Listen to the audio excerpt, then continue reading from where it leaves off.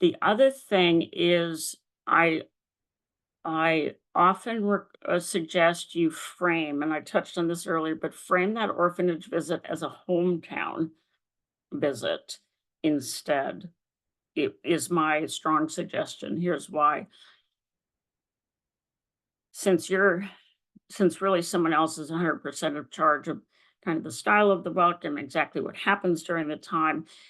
Sometimes if we it's just a human nature. If we focus on something and has a certain label, we pin all our expectations to that sliver of time, which is probably a 2 to 4 hour experience, depending on a few factors.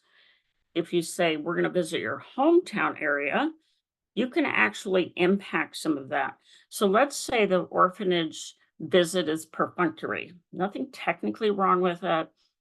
This director maybe wasn't there when your child was, and it's very perfunctory. You can still, and this is something I did, it was just something that occurred to me. So you may choose to do it a different way. I'm just sharing ideas. We're going to visit your hometown area. You are going to pick the restaurant where we're going to go eat that evening. We're going to go visit some shopping areas in your hometown. And then, you pick out the things you blah, blah, blah, blah, blah.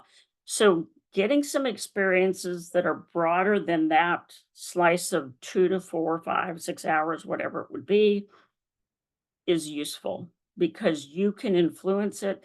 You're sharing control or giving control to some degree to your child about shaping that experience. And quite honestly, lots of times the most impactful things are those kind of real life slices of time. Walking the streets and just kind of drinking in the local geography, the local market, that kind of thing. One example I'll share from my own experience is we did that in my youngest daughter, and the foster mom brought us to this little, one of those market stalls that's probably 6 feet, 8 feet wide by, 20 feet deep or whatever. And she said, this is the woman that when I had a doctor appointment or I needed to take care of something, you stayed with her, like in the shop.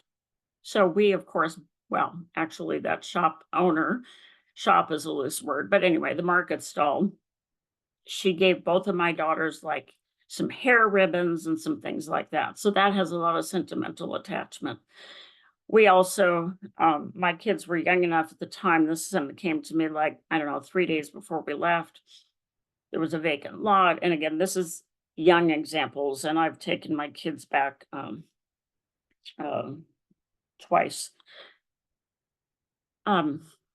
So this worked for them. So that's what I'm saying. Think about how you incorporate it. My kids at the time, there was a kind of not a vacant lot, but this area that no one could build on had a big tree. And, I said we would quote play at the big tree all the time. So we picked up some rocks from kind of our yard slash the vacant tree area because they had some really great spots. And we actually put those at our finding spot location for each child, and then picked up rocks from the finding spot location and brought them back, and they're in like a shadow box. Okay. So it's a touch point, if you will, of connection. So, like I said, your kids, you're the expert on your kid or your kids. So think about that and think about how you might make a potential connection. And of course, your child's going to have their own ideas.